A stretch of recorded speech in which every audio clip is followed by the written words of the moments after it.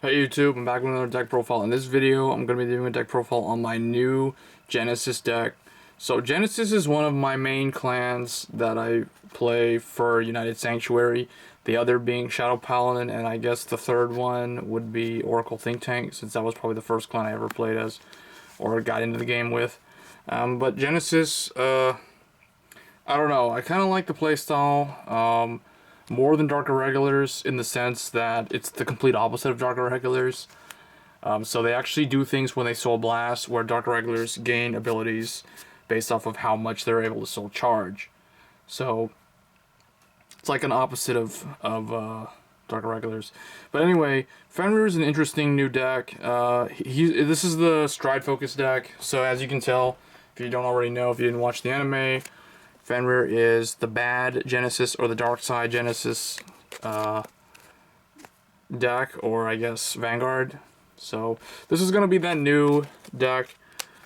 In contrast to the Regalias, this deck actually utilizes their soul in a different way. So rather than paying soul on the Vanguard, usually you're paying soul on the Stride, and you're gaining soul. Otherwise, you're getting advantages from that otherwise. So for Fenrir, I did pull the SP, so I am using it. So 4 of him, people probably already know what he does. Basically, when you stride over him, once per turn, you can, well, basically you soul charge 3 automatically, and then you can choose one of your Vanguards, and it gets, once per turn, you can counterblast. When a card is put in the drop zone, you can counterblast to call it. So it gives him the Chamomile, Witch of Chamomile effect once per turn, or Witch of Frogs Melissa. So I guess what they did when they were thinking of these new GB2 format decks, they were looking at like what effects from the previous rear guards or vanguards were really effective. And Chamomile was actually really good because she could get you like a 4th attack.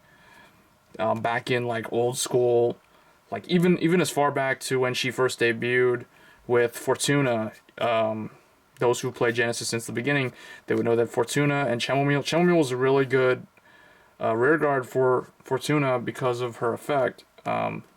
She was really good with Artemis as well, and then later on with Regala, with Minerva and Angelica, she was good. Then later on it changed when Yggdrasil came out. But anyway, I'm kind of getting sidetracked there. But anyway, he has that effect. And then his GB2 skill is when he attacks, you basically can Soul Blast 2 to get a critical, and the opponent cannot use a grade 1 or greater. So he has Yggdrasil's effect, only he doesn't have the same like super high attack power that she has, because she's a Legion. And Regalia has a lot of ways of powering things up on Soul Blast. So it's like a miniature version of her skill. So definitely 4 of him. If you're going to build the deck, definitely run 4 Fenrir. GB2 decks are meant to run 4, max out your main Vanguard. Next, for the backup, this can really be an open spot for like a lot of things. You could even run the break ride like Himiko or even Angelica. Probably not Angelica because she does Soul Blast quite a bit. But probably Himiko would be good, or even the other break ride they have, I forgot her name, but there's another break ride that came out with Waltz of the Goddess, and it was a promo before then. But anyway, I chose to go with Goddess of the Hearth, Hestia. Hestia is really good as a backup for a GB2 Vanguard oriented deck because she is a grade 3 that has a Vanguard and a rearguard effect. And I mean, most people are probably like, well, you're never going to call this down to the rearguard circle anyway. No one calls grade 3s. Well, you never know. Sometimes you may have to. And she does have a really good effect of when her attack hits a Vanguard, you can counterblast 1 to Soul Charge 3. And then if you have a Hestia in the Soul, because she may have gotten Soul Charged or whatever, you can draw a card. So I like that secondary effect of her a lot. So I decided to just run 4 of her as the backup. You don't really want to ride this, and that effect is a GB1 effect, but still pretty good backup, in my opinion at least. And it does reduce the cost or the price of the deck quite a bit, because Fenrir can be a little bit pricey. I know the Stride deck is a little bit pricey as well. But otherwise, Hestia is just like a really good backup. Next are grade 2s. 4 Unappeasable Biter, Gelifnir, something. Some Norse thing along with Fenrir. I'm guessing just by looking at it. But anyway, this is the GB1. When it's boosted, CB1, do something.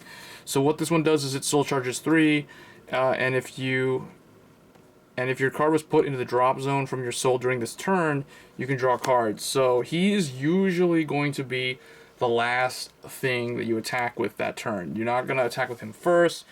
You can attack with him second if you attack with Vanguard first. So, but usually you don't want to attack with him first. That's just the main way to use this guy. So 4 of him, because like I said, it's a stride focused deck, so you want to try to run as many of those as you can. Next grade 2, I am running 4 Mythic Snake Jarmon, I'm not sure how to pronounce his name. Jumangan. But anyway, GB1, when a card is put into the drop zone from the soul, he gets 1,000. So usually he'll get either 3 or 6k, because you'll be soul blasting 3 or 6 depending on what you're doing. Most of the time it'll be 6, but oftentimes it can also be 3. So, like I said, he'll either be a 12 or he'll be a 15. If he's 15, then a 7k behind him, well, you know how that works. That hits good numbers. So definitely 4 of him. And then the last grade 2 is 3 Flying Lapwing. This is an 8k, but it does have a pretty decent effect. When he's placed on R, you can counterblast 1, soul charge 3. Then if you have a Lapwing in the soul, you can draw a card. So they're kind of making Genesis a little bit more like Oracle Think Tank now with the drawing cards. And it's interesting because it's basically happening when you're soul charging. So it's kind of like Dark Irregulars even. So that's a little interesting. Or even kind of like Pacifica from Bermuda Triangle. Anyway, on to grade 1s. I am running 2 vanilla 8k Dromy. The only reason why this is in here, if you can't tell, Lapwing is an 8k. So it is to be able to form 16 with these guys, because sometimes you may soul blast this and call it to the rearguard circle. So this behind, or you can call this. So if he's already sitting there, you call him, you know, just those kind of combos. So it hits proper numbers. Really good turn 1 ride. If you do not want to, like, if you want to block with the 10k that turn and make sure that they can't, like, early crit you, because Genesis doesn't counterblast a whole lot until after they stride. Then 4 Mythic Beasts Hattie. Same effect as Jamong. When something is placed in the drop zone, he gets 1k, but these are GB1 skills. 4 Stride Fodder, which is Mythic Beast Skull. Always max this out. You can search Fenrir, so you don't have to ride Hestia as the main Vanguard. And then 4 Goddess of Decline Hell. Obviously, it's stride focused deck. There's going to be a lot of counterblasting. Fenrir counterblasts enough on stride. The grade 2 Gilfner is counterblasting. This guy's counterblasting, so it's pretty good in here. Really, honestly, the only decks that will be annoying is Dimension Police and the Cross. Everything else doesn't matter at this point, so, or it's not really all that relevant. Grade 0. It's very simple. 4 Battle Maiden, because she's the Flame of Victory clone, and she can get you that extra soul you need if you need Soul Blast 6. Then 4 more critical. This is the old Cyber Tiger critical. Haven't used this in a while because of all the regalia stuff. And the witches also don't use this anymore. And then 4 Bumping Buffalo. This is the new critical. So 12 critical. And then 4 of the new heal. So I chose to go with 12 critical. They did get a new stand, and I did consider trying it. And people have seen me use a lot of stand triggers in my decks recently. But I still prefer to go 12 critical with Genesis, the same way I do with Oracle Think Tank. And it's mainly because of their stride unit, and we'll get into that in a second. And then the starter is Fetter of Leather Lading, mainly because he's just the best starter for Fenrir, and he doesn't use any counterblast. I know there's a lot of counterblast in the deck, so pretty good. Yeah. So for the strides, I am running only 2 Vanguard. Ideally, you definitely want to run 4. This is another stride unit that 4 of this is the best number, basically, because it gives you 2 chances at just straight up winning the game if they don't have a perfect guard, if they're unlucky. And this card alone is the justification for running 12 critical, because of what it does, because of how it allows you to stack. You always want to be able to hit at least 1 critical. This guy should allow you 12 critical will allow that to happen quite often. And with this guy, that can usually bump that number up to 2. There's a good chance with 12 critical. Otherwise, the only other trigger you'd be stacking is a heal, which is basically just a critical in reverse. So, yeah, definitely 12 critical if you're going to be running this guy. I definitely recommend running 4, but unfortunately I only have 2.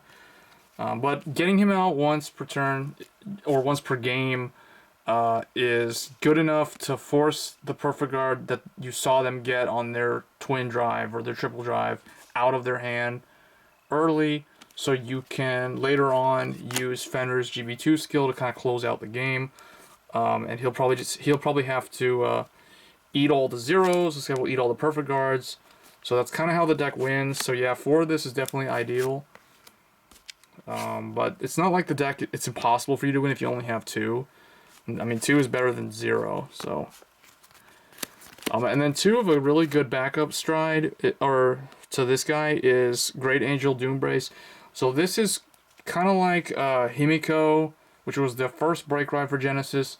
Like I said earlier, I was saying that you could run Himiko as a backup grade 3 for Fenrir, but because of Doombrace, she really isn't needed. So in that regard, Hestia is fine, or probably better. You don't have to worry about limit breaks and stuff like that. So 2 Doombrace, 2 is enough. And then 2 Dione, Goddess of the Firmament. This one, another Soul Blast 3. When it hits, look at 3 cards on top of the deck, search for one of them, for among them, put in your hand. So it's very much like an OTT style card, but it's a really good first stride. If you don't have a proper field setup, you're going to stride this first. Otherwise, if you do have a decent field setup, you can stride him first. So he can help some effects go off that way. Both of them are Soul Blast 3, so they combo real well with Fenrir's on-stride skill. And then, of course, Atmos and Blizza. You don't have to run these guys. Blizza is pretty self-explanatory, though. If you don't want to run Atmos, I recommend running another one of these, or these. Doesn't really matter. But, yeah, these guys are just kind of self-explanatory at this point. So I almost put them in every single one of my decks. Otherwise, ideally, it would be 4 of Vanguard, and then just these things. These 2. So, anyway, guys, that was my newest Genesis deck. In playtesting it, it's pretty fun, actually. The stacking criticals is a little bit overhyped, in my opinion. But then again, run 12 critical, and you'll see how good it really is. So as always, guys, stay tuned. Let me know what you think in the comments of Fenrir and how it stacks up to Regalia and the older decks, even like the Genesis Witches and stuff like that. So anyway, hope you enjoyed the video, and I'll see you guys next time. Thanks.